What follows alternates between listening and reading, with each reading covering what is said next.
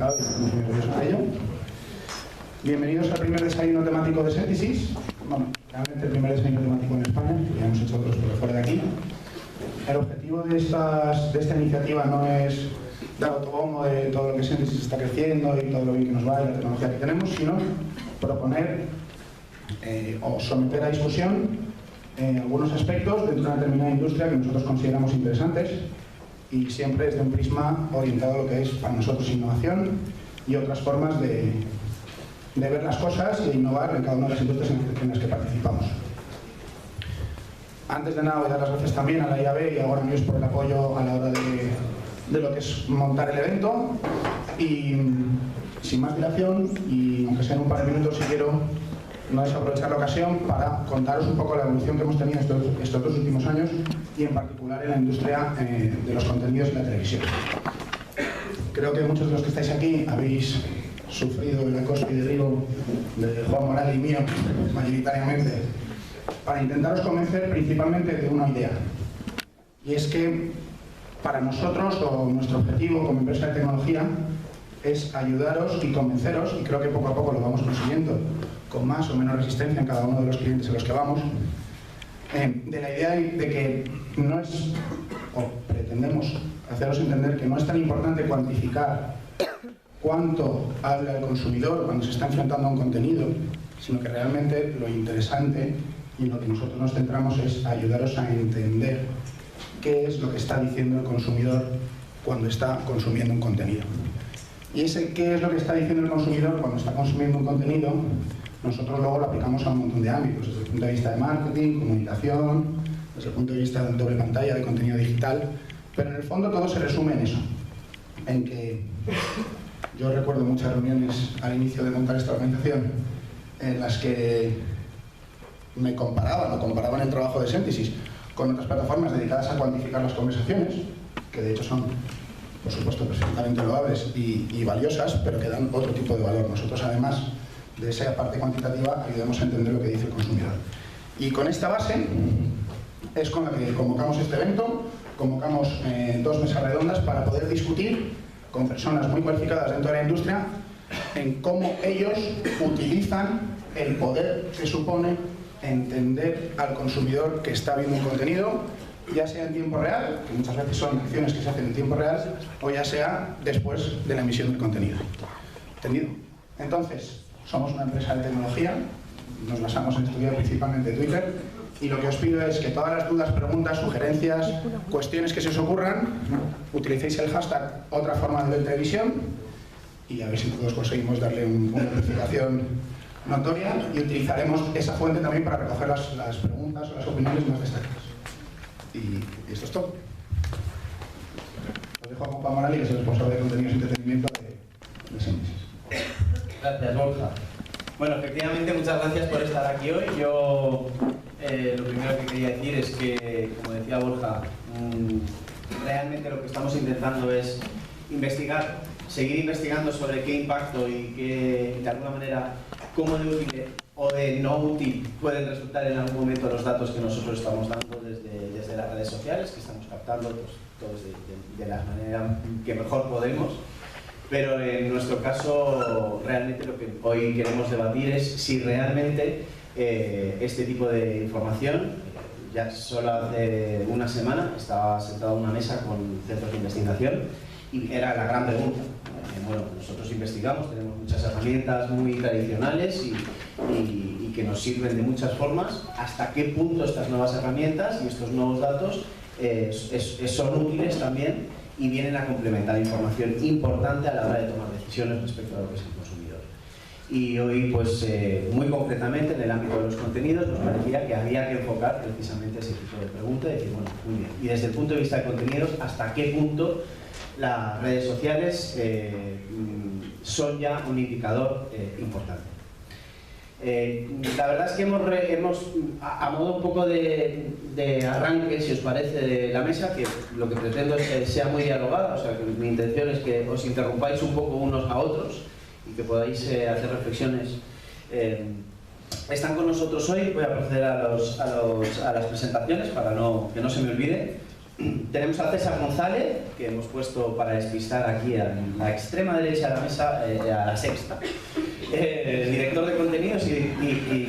Soy Maruenda hoy. Voy a interrumpir. Director de informativos y deportes. Perdóname. Luego tenemos a Jaime Guerra, que es el director general de Zeppelin Televisión. A mi izquierda tenemos a José Isasa, que es director de comunicación de Shine Iberia. Y luego por otro lado tenemos a Pablo Romero, también a mi izquierda más cercano, que es el director de contenidos de Yogi. De alguna forma son representantes de distintos, ya sean plataformas, canales, productos, productoras. Queríamos que hubiera un poco de representación de todo. Y en este caso pues hemos conseguido tener desde una plataforma online, una OTT, en fin, hasta una productora, otra productora con dos productos muy potentes, como puede ser un Gran Hermano, puede ser un Masterchef, y como sabéis tienen una potencia y un impacto enorme en redes sociales, ya veremos hasta qué punto. Y por supuesto pues toda la experiencia también de La Sexta, que en mucha de su programación incorpora de forma muy inteligente el uso de redes sociales. Vamos a ver unos datos muy rápidamente. Si me pasáis alguna diapo, bueno, a priori lo que estábamos viendo aquí, bueno, lo que pretendemos con esta diapositiva es que viéramos un poco la evolución de lo que está ocurriendo. La última gala de Gran Hermano 15, el número de menciones que tuvimos, estuvieron en 333.000 menciones, la gala final, y nuestra primera gala este año ha estado ya en 356.000, o sea que realmente retomamos donde lo dejamos y parece que la tendencia es al alza, sin lugar a dudas. Con respecto a la gala de los premios Goya, que también estuvimos monitorizando en su momento, llegamos a tener unos picos de más de 3.600 menciones por minuto, o sea que también esa famosa gala que muchas veces es tan criticada o que parece que está un poco seguida, desde luego, desde el punto de vista de redes sociales, en lo que respecta al año pasado, era un absoluto éxito de conversación. Y una serie tan emblemática como Big Bang Theory puede llegar a dejar 100.000 menciones en un mes. Y estamos hablando exclusivamente de España. Siguiente, por favor.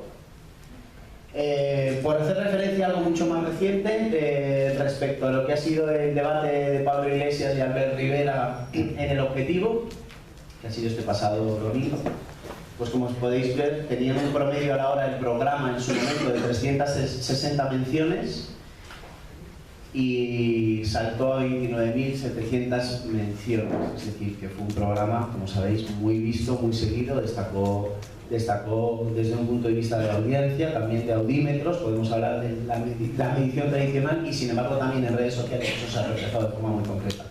Lo cual va a ser un dato interesante porque precisamente muchas veces nos preguntamos hasta qué punto las redes sociales de alguna forma se corresponden con lo que luego dicen los audímetros, ¿no? Que es esa otra forma de medir televisión. Y en cuanto a lo que estáis viendo, a seguidores y detractores, realmente esto es más una característica de la medición cualitativa de Sendisis que viene a decir que podemos identificar el contenido del mensaje y podemos entender pues, que estaban manifestándose a favor o en contra de esos personajes en el contenido de sus tweets. Siguiente diapositiva, por favor. Como otro dato importante, en este caso de Salvados, aquí La Sexta, como ves, sois un referente. El documentary que hizo Jordi, nos encontramos con que efectivamente había una serie de menciones, en este caso 1.700 menciones a las 22 y 27. Hemos identificado ese pico porque fue un momento muy importante y es el momento en que parece que ya finalmente se desvela que aquello no era verdad. Y curiosamente es una cosa que estaba ocurriendo también en redes sociales, es decir, que ya empezaba la gente a identificar y empezaban a dar mensajes diciendo esto no se lo cree nadie, esto es una broma, esto es un fake. Es decir, que de alguna forma el rumor que se generó sobre la posible falsedad del documental ya estaba marcando de alguna manera en redes sociales la tendencia. Y luego ya cuando se confirma, efectivamente, bueno, tenemos una bonita anécdota y es que las curvas de audiencia encajan perfectamente con las curvas de actividad en redes sociales. O sea, se solapan perfectamente. Eso pues, también es un dato bastante significativo. Y por último, una serie de televisión como el Big Bang Theory genera el 75% de su conversación, por lo menos en España, desde un dispositivo móvil. Esto ya prácticamente para nosotros en contenidos de televisión es lo habitual. No solemos estar en una interacción que esté por debajo del 75% respecto al canal móvil versus PC. O sea, que el mobile ya sabemos que está ahí. Y bueno, por supuesto, cuando hacemos un análisis cualitativo, pues como veis podemos ver si son seguidores. Aquí os hemos puesto un rasgo. Un 83% del Big Bang Theory tienen entre 14 y 24 años. Por lo menos en la conversación que hemos podido detectar respecto a la conversación en España. Y bueno, pues si os parece abrimos un poco con estos datos, donde vemos que audiencias, ruidos, redes sociales, de alguna forma se van solapando. Yo la primera cosa que diría es, cuando estamos empezando a hablar ya de centenares de miles de menciones durante un programa, durante una emisión, mi primera pregunta, y eso es lo que creo que podríamos atacar así para arrancar, esta dimensión que están tomando las redes sociales, ¿os parece a vosotros que es una dimensión, podríamos decir, anecdótica? Estamos en una especie de moda que pasará, ¿creéis que es un indicador que viene para quedarse? Y si viene para quedarse, ¿hasta qué punto es importante para vosotros? Bueno, pues mira, yo vengo de anoche a hacer un programa en prime time y acabar a las 4:15 de la madrugada, y un día más las redes sociales han estado ahí al otro lado pidiéndonos cosas y nosotros escuchándoles. Es algo constante desde Gran Hermano, ¿no? Sobre todo desde la edición pasada y esta. El público nos escribe, sabe que les escuchamos, eso es importante, sabe a quién dirigirse y nos pide cosas y sobre todo nos vigila, que esto es muy curioso. Se han hecho los dueños del formato, por ejemplo, en el caso de Gran Hermano. Ellos consideran casi que los que hacemos Gran Hermano somos los enemigos, somos los que queremos acabar el programa, hacemos cosas para que el programa se acabe y ellos no quieren que se acabe por nada del mundo, quieren que continúe y pues por ellos estaría todo el año Gran Hermano, ¿no? Entonces ellos nos dan muchos inputs y la verdad que muchas veces hemos tomado decisiones gracias a esos inputs que nos llegan a través de los Twitter, ¿no? Y nos damos cuenta rápida. Antiguamente, cuando no existía esta máquina, esta forma de trabajar, pues uno tenía idea pues, por el dato del día siguiente, ¿no? Te levantabas y dices, ¿sabes? Es un tan 20. Pues qué buen dato, se supone que a la gente le ha gustado lo que hemos hecho. Ahora es que inmediatamente ya sabemos lo que estamos haciendo y si está gustando o no a una gran parte de los espectadores, ¿no? Nos están diciendo, no, este vídeo no me ha gustado, pero cosas tan precisas como este vídeo no me ha gustado por el tratamiento que habéis dado, porque habéis hecho que la noticia que yo he visto en 24 horas no sea así. O no me gusta nada este concursante, o no me gusta nada este comentario de un colaborador. Es muy estresante trabajar así, es verdad, porque es muy estresante, porque ya es una paranoia continua, porque cuando ves sobre todo que eso no es un mensaje, sino que son muchos mensajes a los que se está refiriendo la audiencia social, pues te lo haces mirar, ¿no? Y dices, ¿sabes qué estamos haciendo? A lo mejor es verdad esto, ¿no? Vamos a dar una vuelta. Y lo que sí es verdad es que son muy agradecidos. En cuanto les dices, o la presentadora Mercedes Milagro los jueves les dice algo que se refiere a ellos, que sabe que les estamos escuchando, ya es avalancha de comentarios, ya es estamos aquí, nos estáis escuchando. O sea, para nosotros es una herramienta muy interesante, nos ayuda a crecer en el programa, nos ayuda a modular un poco el programa de cara a lo que el espectador y al fan del programa quiere, y es muy estresante a la vez, ya os digo, pero creo que es una herramienta con mucho futuro por delante. Yo creo que ya no sabríamos hacer ahora el programa sin ese input, nos sentiríamos como huérfanos, ¿sabes? Pero que no hay nadie al otro lado, aunque sean los que están ahí. César, bueno, tú que tienes un ámbito que no es tanto el entretenimiento, por ejemplo, más la política, ¿no? Me parece interesante saber si en ese otro aspecto también. El principal problema que tenemos en el ámbito de la política es que estamos llenos de trolls. O sea, hace 3 años o 2 años, cuando empezamos esta noche, que yo creo que fue el primer programa que empezó a usar varios hashtags durante el programa, cambiando según temática, y realmente nos decían que era mejor, ¿qué tal? Y al final nos demostró que era todo mucho más limpio, o sea, porque el campo de juego no estaba embargado. Podemos fue el primero que empezó a aprender a utilizar Twitter como una herramienta de marcar opinión a través de redes sociales, y fueron los primeros que detectamos que empezaban a dominar las conversaciones, gente controlada por Podemos, no solo en cuentas oficiales, sino en hordas de trolls que aparecían colocando un mensaje. Ahora ya tienen todos, o sea, todos los partidos políticos ya tienen su equipo oficial y su equipo no oficial, ¿no? Eso, generalmente el no oficial suele ser más magullero y más guarro que el oficial, pero ya todo está muy ensuciado, ¿no? De hecho llega al punto de Voy a intentar contar una anécdota, a ver si puedo no contar el partido, pero al final voy a contar. Hace en estas campañas de catalanas, que algún partido de Cataluña estaba muy preocupado con la posición de La Sexta editorial, porque de alguna forma La Sexta en Cataluña yo creo que tiene un... O sea, en Cataluña los independentistas, la razón y a veces no les da miedo, casi les viene bien, ¿no? O sea, son fábricas independentistas, ¿no? Pero la posición de La Sexta sí les preocupa más, ¿no? Porque tiene un punto más de sensibilidad igual con...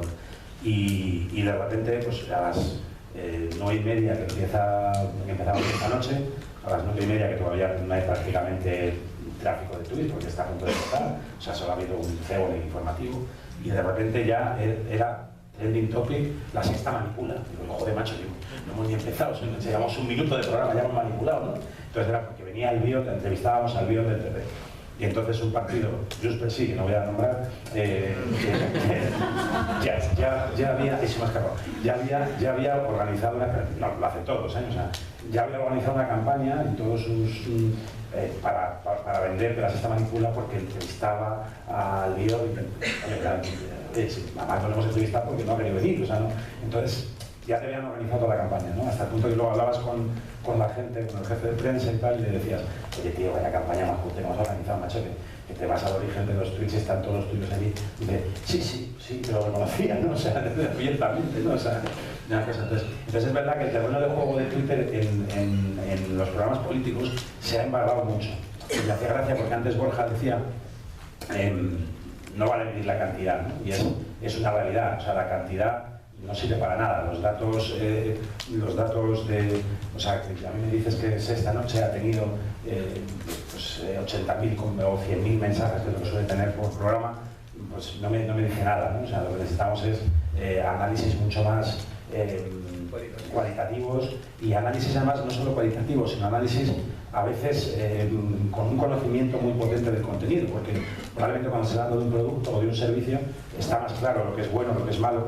A mí, por ejemplo, que haya comentarios muy negativos sobre Maruenda o Inla no tiene por qué venirme mal, ¿no? O sea, porque igual es parte de, dentro del contenido que estamos haciendo, que es una discusión, un debate, una confrontación, el hecho de que haya confrontaciones, igual, no pasa igual, en vez de Maruenda son Raquel o pero que no necesariamente un ruido negativo o una tensión tiene que ser algo negativo para el programa, ¿no? Entonces hay que identificar qué es lo que se comenta de lo que se está haciendo, hay que limpiar qué parte es ruido y qué parte es... entonces es complicado, o sea, es verdad que luego las magnitudes, dices, hombre, si esta noche o una gala de mano tienen una media de 2 millones de espectadores, que en el fondo en la televisión es un poco cabrón, porque lo que miden es la media durante toda la noche.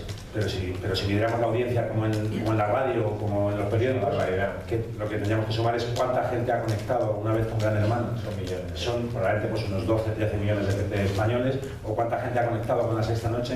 El otro día se acabó la cuenta para ver la entrevista de Pablo Iglesias, cuánta gente diferente había conectado en la hora de entrevista, y me parece que había 6,5 millones. Entonces, en radio estuvieron diciendo hasta 9. Sí, bueno, pero eso fue a más de 9, yo decía la entrevista esta noche, en Salvados sí. Fueron más de 9 el otro día, más de 9 millones de espectadores. Entonces, claro, eso si lo comparas con los 300.000 comentarios, pues aparentemente puede parecer poco, ¿no? Si luego lo comparas con que las audiencias se miden con 5.000 aparatos, pues ya te parece muchísimo, ¿no? O sea, dices, claro, o sea, no hay focus group más grande. Puede estar sesgado, puede tener un sesgo no tanto por edad, ni por sexo, ni porque no lo tiene, yo creo, sí un poco por el tipo el carácter de la persona que tiene. O sea, el tuitero tiene unas condicionantes de personalidad, ¿no? Entonces ese es el sesgo más complicado, pero desde luego es el mayor focus group, o sea, no existe focus group. José, decías algo del... Para nosotros la clave es esa, es decir, al final hay dos partes en cuanto a lo que hacemos con las redes sociales, y sin duda, ante la pregunta que planteas al principio, o sea, yo creo que las redes están para quedarse, es decir, yo creo que ninguno concebimos... Pero con un papel determinante, ¿tú crees? Sí. Con un papel muy claro, es decir, obviamente quizás siga habiendo una manera tradicional de ver televisión, lo que hacíamos hasta hace 5 años, pero tanto ya las nuevas generaciones piden que esa manera, esa interacción se integre en el contenido, y aparte que nosotros desde el otro lado no concebimos poder hacer ese contenido sin toda esa interactividad. Por un lado tenemos esa componente del focus group, es decir, yo recuerdo cuando empecé a trabajar en televisión, con este señor nos acabábamos, y el poder contar con un focable, es decir, dedicábamos muchos recursos a poder entender qué hacíamos allí. Yo trabajaba en Disney Channel y recuerdo hacer focus groups en la oficina con los niños para estar viendo lo que les parecía. ¿Es especial? Sí, pero también hemos aprendido a saber cuál es la especialidad de o sea, cuánto de especial es y cuánto de no extrapolable es ese tuitero. Y aparte de ser especial, tiene otra cosa, aunque tenga un corte, un sesgo, luego tiene otra cosa que es muy importante, que es que generalmente es verdad. O sea, que hay una gran verdad en la intimidad de tu móvil cuando escribes algo, o sea, no mientes, o sea, cuando te cagas en una tía de San Hermano o defiendes no sé qué, o sea, estás diciendo lo que piensas, ¿no? Hay una anécdota nuestra hace 2 años, poco más de 2 años, nuestros principios no fueron los más fáciles en Masterchef, y los 2 primeros programas, bueno, pues la audiencia no era ni la que la cadena esperaba ni la que nosotros esperábamos. Llevábamos mucho trabajo hecho, era un formato en el que la cadena estaba haciendo una gran apuesta, nosotros de Shine también, y el primer programa, creo recordar, fue un 11, no recuerdo bien, pero es que el segundo fue un 10. El equipo estaba temblando, no sabíamos, y yo lo que veía... Y la pregunta era, ¿qué pasa? ¿Qué está pasando? O sea, el programa no despega, lo primero porque el espectador no entendía esto de que de repente me pongas cocina en prime time y me ponga gente compitiendo por cocinar, no lo acababan de entender. Y yo lo que veía en redes sociales, lo que nos contaba el espectador que estaba en el programa, es que estaban flipando. Y la actividad que había en redes sociales era maravillosa, y todas las valoraciones del programa eran maravillosas. Llegó el tercer programa, entonces despegó, y el programa despegó. Ese tipo de cosas las vamos viendo. Obviamente no podemos tocar nada, desgraciadamente nosotros no tenemos la ventaja de Jaime, pero ya veíamos que había mimbres y que el programa tenía lo que esperaba el espectador. Y Masterchef es hoy mucho gracias a eso, a la conversación, y a que hay la tele con Twitter es una cosa distinta, es decir, y muchos no conciben ver el programa solo con lo que está pasando en la pantalla, y te piden esa conversación, y es parte de su manera de ver la televisión, con lo cual ya no... Igual recuerdo experiencias intentando hacer interactividad con el cacharro de Canal Satélite hace años, y recuerdo haber estado hablando y haber hecho cosas hace 15 años con el descodificador. Esto básicamente a lo que yo quería indicar, y es que efectivamente esto ya no es una cuestión de herramientas, es que está modelando la siguiente generación de contenidos, o sea, la interacción, la capacidad de comunicarte instantáneamente con el usuario está determinando una nueva generación de contenidos que es diferente de lo que hemos visto hasta ahora, directamente.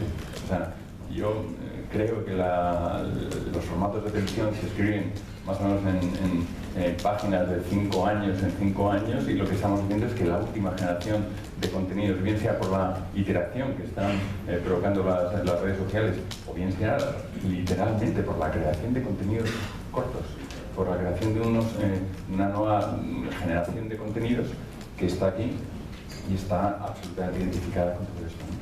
Bueno, nosotros, el tema de... Vosotros, por ejemplo, Pablo, en el caso de Yobi, ¿no? Que sois una plataforma donde los contenidos son muy diversos, donde ¿hasta qué punto, por ejemplo, para vosotros esa interacción con el espectador directo, que además tiene la capacidad de elegir su contenido, ¿no?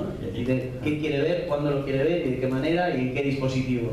Imagínate cómo será esa interacción y lo que representa tener la capacidad de sumarte a estas conversaciones que estamos desarrollando, la posibilidad de presentar los contenidos en función de la intensidad de las conversaciones que hay en Twitter. Estamos trabajando con Twitter en la posibilidad de poder presentar los contenidos. Cuando tienes un volumen de contenidos como la última que yo envié, más de 15.000 títulos, la dificultad está en cómo llegar al usuario con el contenido que le interesa. ¿Cómo priorizar? Exacto. Entonces, la temperatura de Twitter es uno de los indicadores más claros a la hora de suscitar el interés de un contenido de los que tenemos y presentarlo inmediatamente, ¿no? Entonces, la integración de esas conversaciones en nuestros motores de recomendación, en nuestros motores de búsqueda, es absolutamente crítico para el éxito del consumo. No, es increíble la verdad, porque nosotros que somos un programa que ya lleva muchos años en la emisión y que ha pasado por muchas fases de evolución, porque claro, ahora todo el mundo tiene el móvil, todo el mundo antes no se veía así Gran Hermano comienza en el año 2000 y lo más novedoso que genera, aparte de la telerrealidad que genera nueva televisión, etcétera, etcétera, es que el espectador desde casa puede mandar un mensaje o hacer una llamada y decidir quién sale del concurso. Eso era ya como una revolución. Eso ya era una primera interactividad, ¿no? Era como la participación del público. Flipaba, decía, ostras, puedo decidir quién gana un concurso, puedo decidir a este tío me cae mal, me le cargo, tal y cual. Claro, 16 años casi ya después, en la edición 16 que estamos ahora, claro, el espectador ya no solo decide eso, sino que está pendiente al máximo de todo. Además, nosotros tenemos un canal de 24 horas en digital que todos los días, o casi todos los días, recibe 50.000 comentarios a través del hashtag GH Directo, y es que el espectador que está viéndolo a través del ordenador, a través del móvil y tal, está comentando en directo lo que ocurre. Y nos han pasado cosas, tanto en Gran Hermano como en Gran Hermano VIP, de tener que hacer una acción que nadie se había enterado, más allá de este grupo tan importante de espectadores, y tener que sacar a alguien de la casa porque habían hecho un comentario pues con la vida cotidiana del programa, y en las redes sociales lo había recogido alguien y había hecho toda una noticia de ello y había convertido el hashtag en trending topic y finalmente en expulsar a esa persona en un evento de comunicación, ¿no? Que homófobo, es esa bola de nieve. Exacto. Porque una de las cosas también que yo creo que tenemos en cuenta en redes sociales es que tiene esa capacidad para convertir lo pequeño en grande. Exacto, porque luego puede ser ese el canal de la primera repercusión, puede ser ese canal, pero luego se hacen eco los canales más generalistas. Claro. Y empieza a estar en prensa, empieza a estar en televisión, es una pequeña nota en un telediario o sencillamente... Nosotros el año pasado tuvimos que sacar a los chunguitos de Gran Hermano VIP porque hicieron un comentario de la comida normal, bastante desafortunado, sobre la homofobia, bueno, sobre la homosexualidad, etc. Inmediatamente se hizo ese comentario, inmediatamente en redes la gente empezó a poner fuera los chunguitos de vergüenza, no sé qué, pum, pum, pum, pum, y creció la bola de tal manera que ni siquiera estando el programa de emisión, ya les digo, la gala, que es donde están todos los niños espectadores detrás, entramos y yo les dijo, señores, tienen que salir de la casa. Probablemente muchos espectadores no sabían ni qué había pasado, pero es que en Twitter había sido la noticia y estábamos ahí, ¿no? Entonces teníamos que sacarles. Yo quería pasar un poco a lo que está, ha salido aquí antes, y realmente la dificultad que hay ahora, o por lo menos el gran dilema. Yo muchas veces me encuentro con directivos de televisión a los que les estoy hablando de las posibilidades de las redes sociales, y me gustaría también, ya que tengo representantes de los dos aspectos, es decir, tenemos un gran directo, tenemos cosas enlatadas, tenemos contenido en catálogo, tenemos un programa también en directo. ¿Qué pasa? ¿Esto solo sirve si tenemos un programa en directo y tenemos capacidad para hacer cambios en la siguiente? ¿Me explico o no? Sí. Es decir, parece como si en el aspecto cualitativo de análisis de contenido, si no estamos hablando de un directo, las redes sociales no nos sirven de nada. Yo hay una cosa que siempre digo y es cuidado, que hay algo que es en riguroso directo, que es la conversación que está produciendo, por muy grabado que sea ese programa, durante la emisión. Nosotros en CPI también hacemos programas grabados, no solo hacemos Gran Hermano, hace poco hemos emitido uno en 4, se llama En la Caja, y por ejemplo metimos a Sor Lucía en la caja y hizo todo un paseo por el lujo, más lujo de este país, y tuvo una gran repercusión en redes, todo el mundo comentaba, se formó un montón de debate en redes, a mí eso me encantó. Sirve de otra forma en ese trabajo, es distinto, no es lo mismo que en Gran Hermano, porque es verdad que en Gran Hermano estás en directo, actúas, y convive gente en una casa y les afecta lo que está ocurriendo en redes. Pero este debate en paralelo que surgió en Twitter, lamentando la barbaridad y el exceso de lujo que se estaba viendo en ese programa y lo que generaba, a mí me parece un debate súper interesante y me parece una cosa que probablemente antes se hacía más en las casas, es que la gente veía por la tele y la comentábamos, ¿no? Llamábamos a un colega y decíamos, pon 4 que están hablando del lujo, ¿qué pasaba? No sé qué. Ahora ya no llamamos, ya no nos mandamos grupos de WhatsApp como se creaban antes para comentar la tele, ahora lo hacemos directamente en Twitter. Entonces te pongo un Twitter y digo, ¿has visto la señora esa donde se ha metido? ¿Has visto qué barbaridad? Yo creo que es igual de interesante en las dos facetas, tanto grabado como directo. Es verdad que también luego depende mucho del programa. Yo imagino que el informativo es muy interesante y programas como los que hace César. Pero además, César, lo que tiene, que lo comentabas antes, es que sobre todo tienes también una serie de partidos políticos que ya están en ese mecanismo y que son bastante duchos en la técnica, ¿no? O sea, que si tú te encuentras también con una comunidad muy formada, influencers muy potentes y gente que está hablando en redes sociales y que, de hecho, su medio de vida es ese. Y que han nacido ellos solos, independientemente completamente a la productora, independientemente completamente al programa, que han ido creciendo, se han hecho su hueco, se han hecho un nombre en redes, y ahí la gente les sigue y es alucinante. Dicen algo y todos van allá a apoyarlo. Pero en el caso de César, por ejemplo, para nosotros el tema es que la herramienta tiene utilizaciones muy diversas. O sea, nosotros cuando hablamos de redes sociales, en el fondo son distintas, ¿no? O sea, por un lado, para mí la mayor red social de todas es WhatsApp. Que WhatsApp no está hackeable, no se puede ver ni se puede saber, pero tiene efectos evidentes. O sea, si tú analizas la historia de las audiencias, WhatsApp ha generado una cosa que se llama el efecto banco de peces, que donde antes la gente tardaba en enterarse de que estaban pasando algo en televisión, ahora se entera de forma inmediata. Y eso ha influido en cómo las curvas de audiencia, en lugar de ser curvas en las que aparece en la época de hace un año cuando Pablo Iglesias era pico, ¿no? Entonces la gente se iba enterando de que Pablo Iglesias iba llegando y iba subiendo, ¿no? Claro.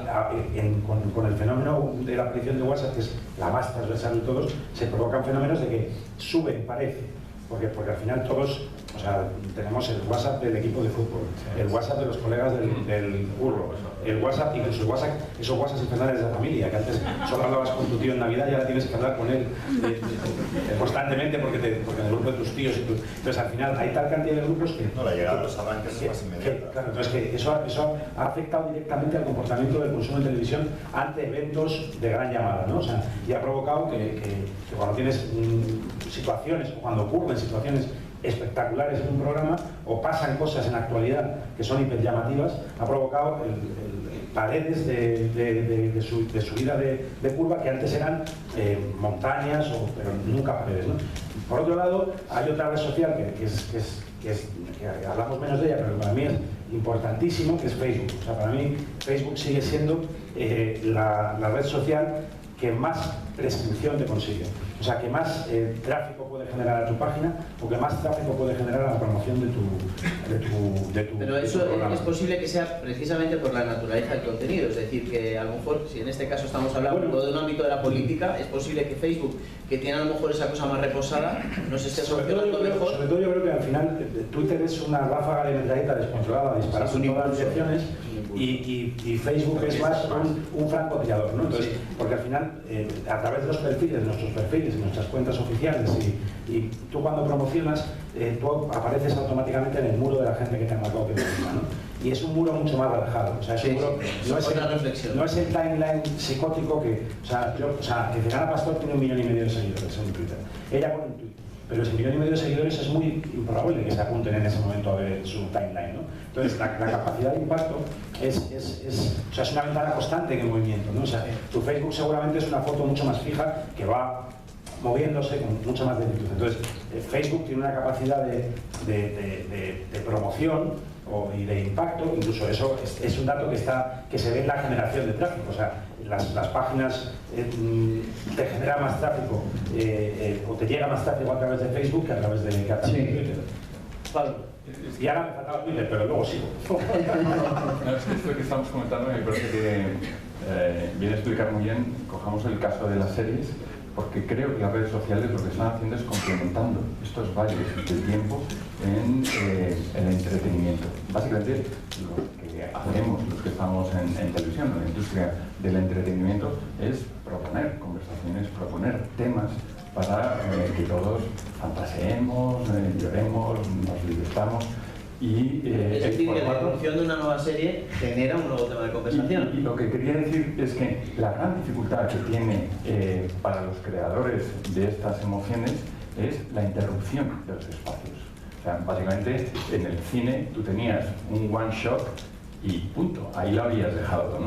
Las series de televisión venían a dar cierta continuidad a esas citas con el entretenimiento, de ahí esas carencias semanales de un capítulo por semana, y básicamente ibas empalmando, pero cuando acababa la temporada de una serie lo dejas colgado hasta la siguiente. Bueno, Y si ya hablamos entre capítulo y capítulo, lo que tienes que hacer es llenar ese espacio.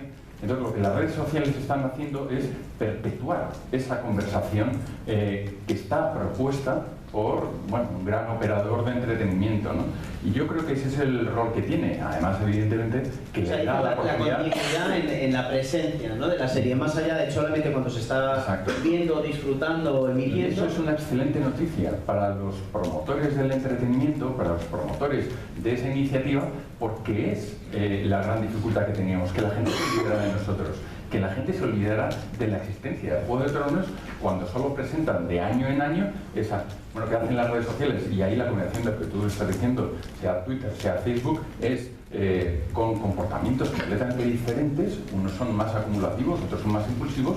Estamos consiguiendo crear una red tupida de propuesta de entretenimiento, incluso fuera de esos espacios de presentación de los contenidos.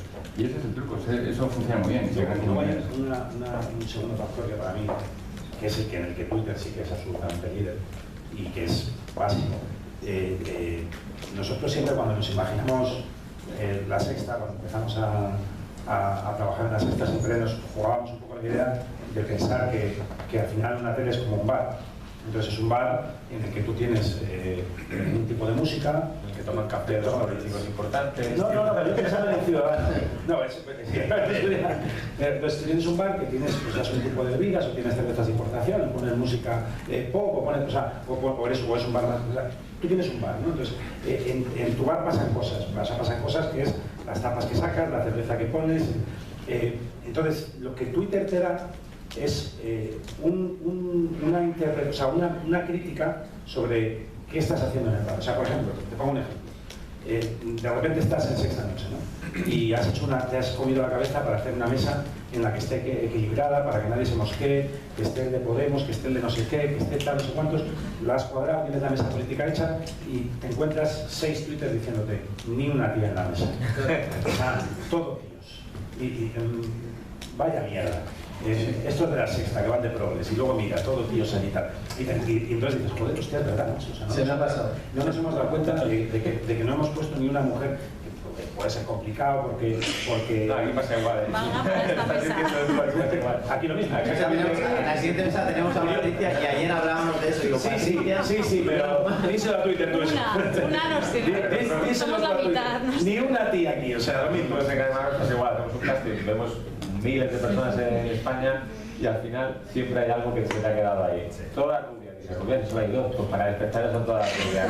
Todos van al gimnasio, sí, es que los chavales se llevan mucho al gimnasio, ¿qué quieres que haga? Los dos pueden ir al gimnasio. Y hay muchas veces que igual que ves críticas en las que pues, no tienes razón, o sea, dices, pues yo creo que no tienes razón. Pero hay un montón de veces que te descubren cosas, o sea, al final nosotros trabajamos con información, Frank, que es el maestro, está por allí, lo sabe, la información es muy sensible y está llena de aristas y de repente se te ha perdido una sensibilidad de una parte de la información, ¿no? Pero esto es interesante porque lo que abre es el debate de si realmente, y esta es la pregunta clave, ¿estáis pensando en las redes sociales, es realmente una herramienta para mejorar el producto? Y ¿realmente la podemos tener tanto en cuenta cuando sabemos que aunque están todos los que son, es decir, sabemos que están viendo el programa los que hablan del programa, y sin embargo no están hablando todos los que están viendo el programa? Eso, pero a mí me lo han dicho muchas veces, bueno, Morales, estos son las redes sociales y en cualquier caso... Pero cada vez lo dirán menos, yo creo. Vamos, en nuestro caso, desde luego, cada vez te lo diremos menos, porque cada vez les escuchamos más. Perdón un segundo, porque... No, en nuestro caso efectivamente sí que esa frase aparece, pero se trata de asumirlo y de entender cuáles son los comentarios que existen. Y obviamente es un aprendizaje de lo que está pasando y una valoración de cosas a mejorar y a tocar, gracias a Dios, en otras temporadas. Tú tienes esa percepción desde el punto de vista de uso interno de la información. Ya no te hablo solamente para gestionar tus redes sociales. Nosotros, desgraciadamente, el programa se graba el adulto con 6 semanas de antelación y el junior ya está grabado. Podríamos empezar a emitir. Pero, es decir, en el programa no podemos actuar ni siquiera en la edición, sí con varias temporadas, eso iba, ¿no? Y sí que de alguna manera, al final, toda la escucha que hacemos de lo que está pasando en el programa de alguna manera sirve para plantearnos la semana siguiente, o sea, la temporada siguiente y ver cosas que hay que mejorar y en qué camino hay que dirigirse, ¿no? O sea, que internamente realmente se procesa un poco esos datos y se dice, por lo menos se tienen en cuenta. Sí. Como decía, un poco salvando la distancia, porque... Pero hay que aprender a escuchar. Exacto, o sea, es el matiz, o sea, no es literal. El caso a todos, además. Y sobre todo hay que entender lo que te están diciendo, no es que, y lo decías al principio, es que me cae muy mal, en nuestro caso, Teresa. Sí, bueno, ya, pues que Teresa, que era una de las niñas del Junior, pues cumplía un papel determinado, o sea, y vosotros, entonces, todo eso hay que entender. Hace lo que tenía, o sea, un casting se compone de que todo el cast sea una foto preciosa, ¿no? Entonces, todos componen bien y lo que nos están diciendo es que responden a lo que nosotros esperábamos que consiguiéramos. ¿Hemos conseguido que eso saliera igual o hay que tocar algo y en qué dirección? Para nosotros pasa algo similar y que pasa mucho, me imagino, en la política, que es que siempre normalmente destacan 2, 3, 4 concursantes sobre el resto. Entonces la gente se posiciona a favor de uno y en contra de otro. Pero claro, unos a favor de uno y otros a favor de otro. Y ahí se forma un duelo de fans, un duelo de grupos de fans. Entonces uno está todo el rato diciendo barbaridades sobre un concursante y otro sobre el otro. Objetivo, muy poco hay ahí, lógicamente.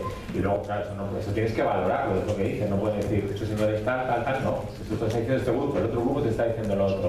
Y luego te dicen barbaridades. También hay gente ahí que sabes que ahí me llegan a decir, pero qué aburrido está meterles alcohol a saco en la casa. Vamos a meterles alcohol que lo dicen en Twitter. No vamos a hacer eso, obviamente, ¿no? Que se peguen, que se maten, no, es todo lo contrario. Nosotros lo que queremos es que haya convivencia, que sea divertida, que se entretenida. No vamos a meter alcohol porque tú lo digas y porque haya 4 que lo estén diciendo en un plan. Además, hay un tema que se estaba quedando colgado y que lo hemos medio mencionado antes. Tú hablabas de la bola de nieve que surge y que provoca, y que yo creo que todos, gracias a, hemos ido aprendiendo a trabajar con las redes sociales para dejar de pensar en ello como una bola de nieve y más como una ola que aprendemos a surfearla, ¿vale? Yo pongo 2 ejemplos únicamente. Nuestro estreno con el macrocasting de la Plaza Oriente en el primer programa, que fue una locura, una absoluta locura, porque ni nos esperábamos aquellos, ni nadie sabía que era Masterchef, ni teníamos esa legión de seguidores que te ayuda a que tus espaldas sean más cómodas y te defienden un poco, porque estábamos solos, y 4 comentarios empezaron a escalar, a provocar que aquello fuera mucho más grande. Versus otros momentos en los que te encuentras con algo tan noticiable como el león come gamba y aprendes a dirigir la conversación y a hacer que aquello vaya en la dirección adecuada para tú y que el formato se beneficie de ello y efectivamente acabe escalando de esa manera, convirtiéndose en esa bola de nieve, pero bien manejado. Esa era la diferencia un poco de que también tiene su impacto. Al final no vivimos únicamente hasta las 2 menos cuarto que acaba el programa, sino durante el resto de la semana, y ahí sí que tiene un impacto importante lo que pasa en las redes sociales. Y eso también es el programa, no es únicamente la ventana que vemos, porque eso influye en las ganas de ver el siguiente programa o en la pérdida de ganas en función de lo que han visto o de lo que les hemos o lo que otra gente les ha contado. Entonces, ahí sí que tocamos y tocamos mucho. Luego que hermano es imprescindible escucharle a todos, pero valorar lo que estás escuchando y no volvernos locos, porque en un momento determinado que si pusiéramos una balanza lo que dicen otros sería una locura. Y poner perspectiva. Claro, perspectiva. A la gente no le ha gustado que hagamos esto, es algo general. No le ha gustado que le vemos tal invitado, fenomenal, eso nos hemos sentado. Pero luego ya cosas tan extremas como les cuento, de a favor de uno o de otro concursante, hay que valorarlo mucho, ¿no? Y qué gente. Y qué gente lo dice. Y luego hay pequeños, grandes. Y luego hay un problema. Aquí iba a intentar completar lo que estáis diciendo, cómo la industria del entretenimiento, una vez más, cómo los productores de ese contenido se dedican a alimentar eso fuera de la pantalla principal. Y eso es un nuevo formato. Es que existen webisodios complementarios de los grandes estrenos para calentar esos momentos.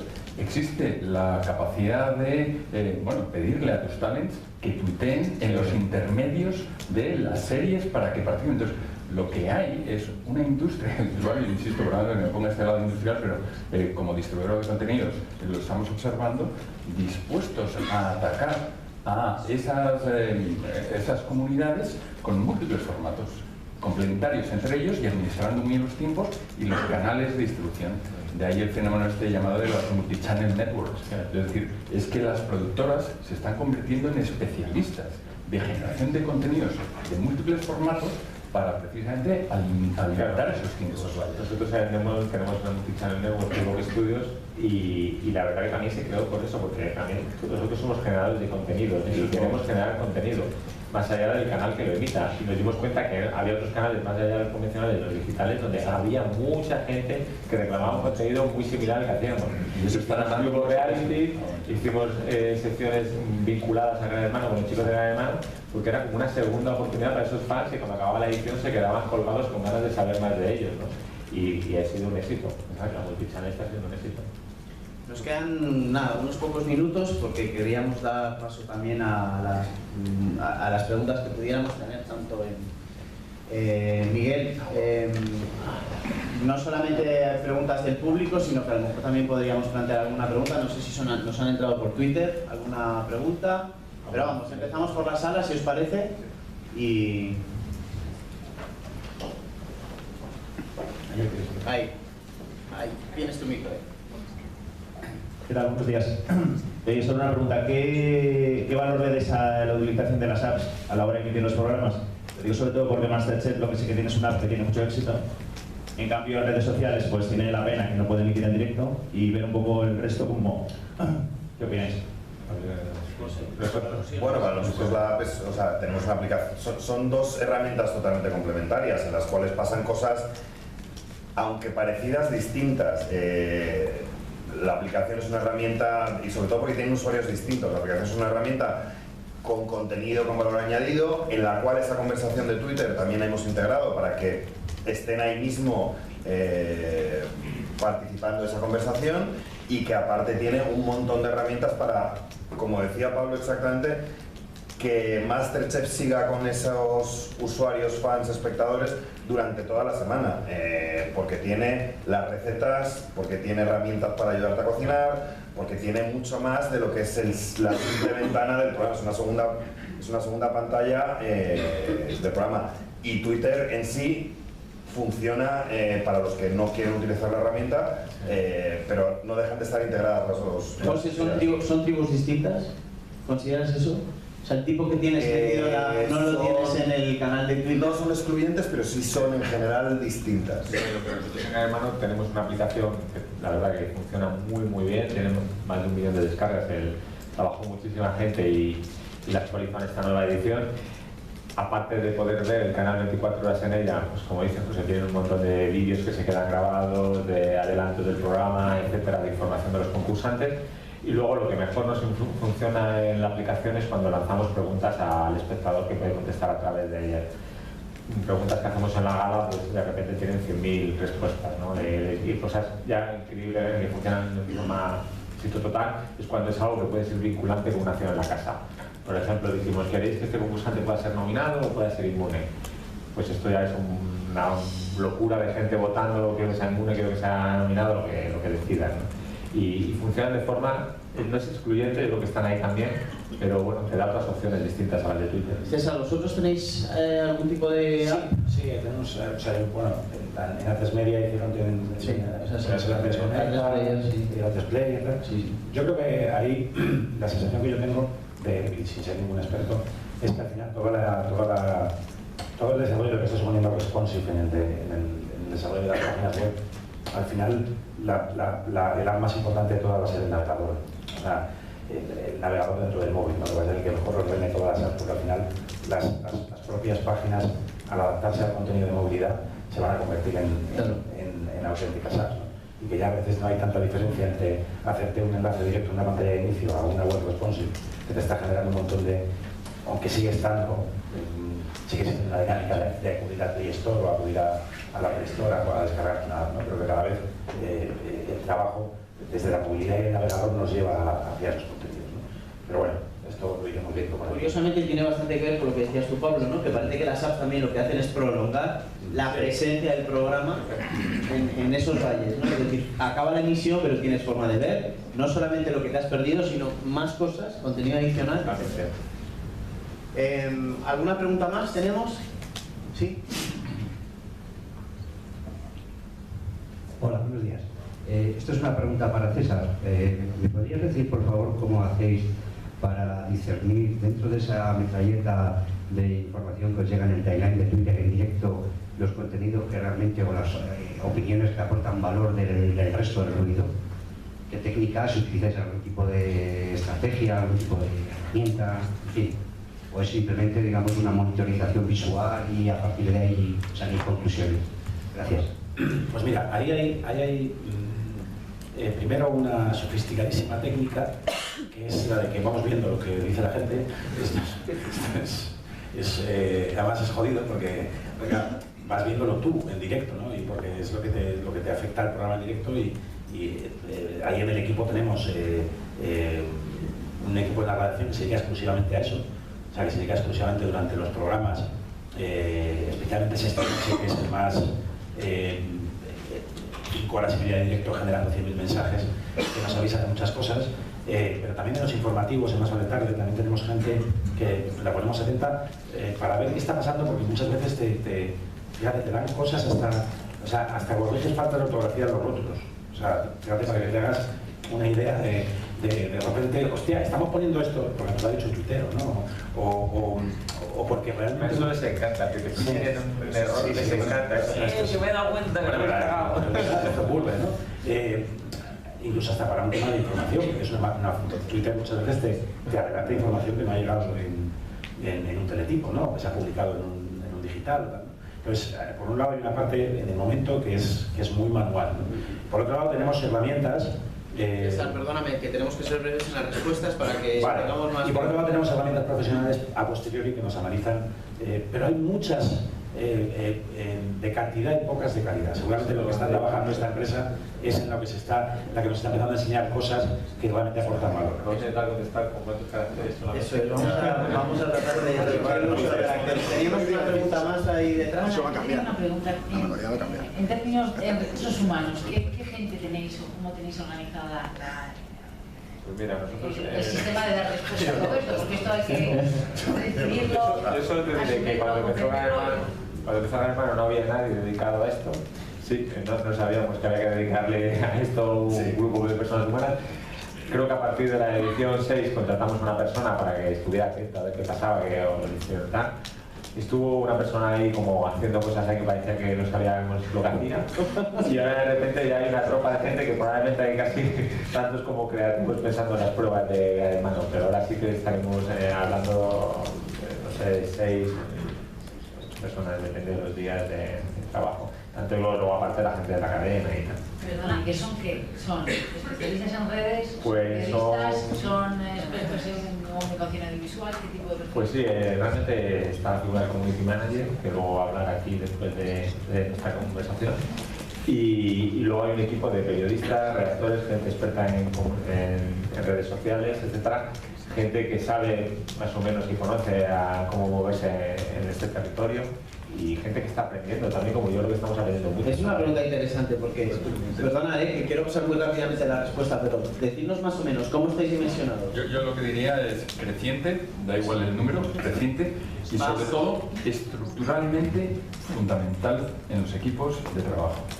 O sea, nosotros estamos intentando impulsar ahora un desarrollo muy importante de que no se conciba la redacción si no es con la integración, no ya de un community manager allí en la esquina, con más o menos en el corazón.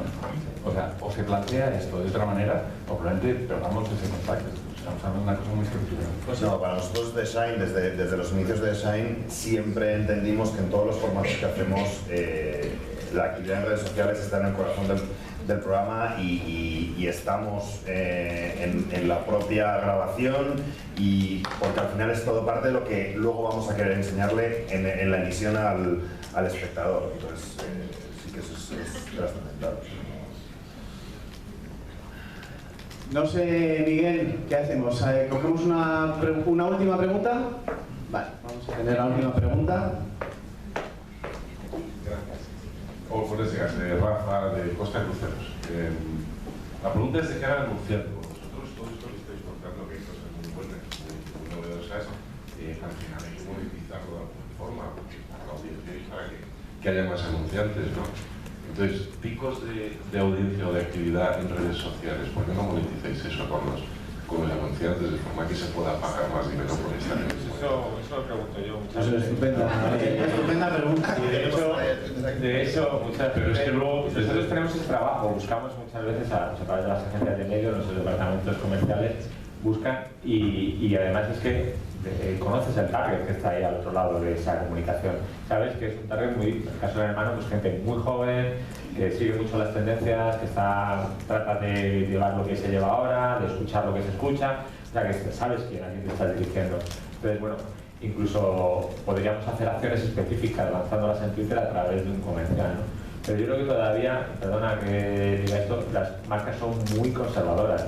Muy conservadoras. Yo recuerdo cuando grabábamos el Multichannel Network, que hablábamos al principio, y fuimos a contar la primera vez, lo de hace 3 años, sonaba todo a chino. Ahora ya no. Ahora también te digo que ahora ya cada vez se atreven más. Y nosotros hemos hecho cosas con una marca de mayonesa muy conocida que fue un pelotazo el año pasado, por ejemplo. ¿Sabes? Poco a poco yo creo que se van evolucionando. La reflexión, por ser muy breve, por mi parte, voy a ver lo que...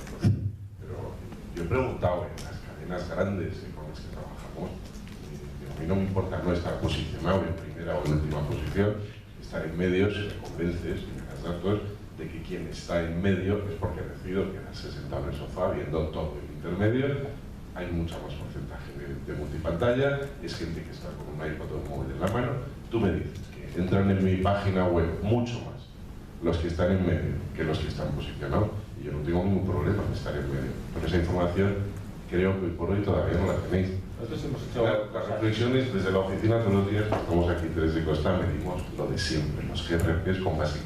Eso ha evolucionado muy poco. Nosotros en Hermanos hemos hecho cosas, te digo, con mayonesas, con comida rápida, hemos hecho muchas, con restaurantes italianos aquí de tal, hemos hecho muchas cosas y nos han funcionado muy bien y los clientes han ido muy contentos, o sea, han dicho, ostras, qué bien, era lo que buscamos.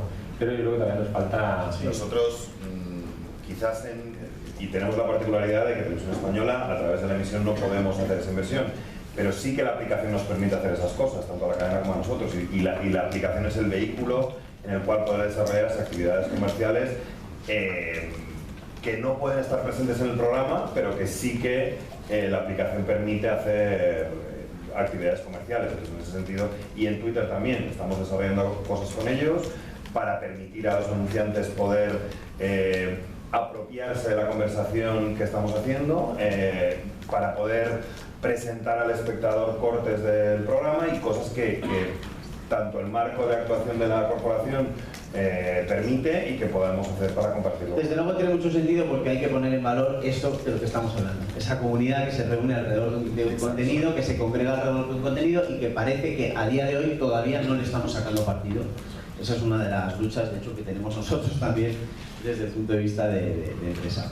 Si os parece, damos aquí por terminada este primer encuentro. Yo os diría 2 cosas, que tenemos una segunda mesa, vamos a hacer un pequeño receso de 5 minutos, precisamente para no alargar esto excesivamente, y entramos ya en una mesa estupenda que nos va a moderar Javier, que viene de IAB, para hablar ya no tanto de los contenidos concretos, sino de cómo las marcas, en este caso las redes sociales y las marcas, tienen esta dependencia mutua y en qué punto estamos. Así que creo que puede ser muy interesante. Tenemos 5 minutitos. Miguel, ¿hay un café para poder tomar durante estos 5 minutos? Pues os invitamos a tomar eso rápidamente y...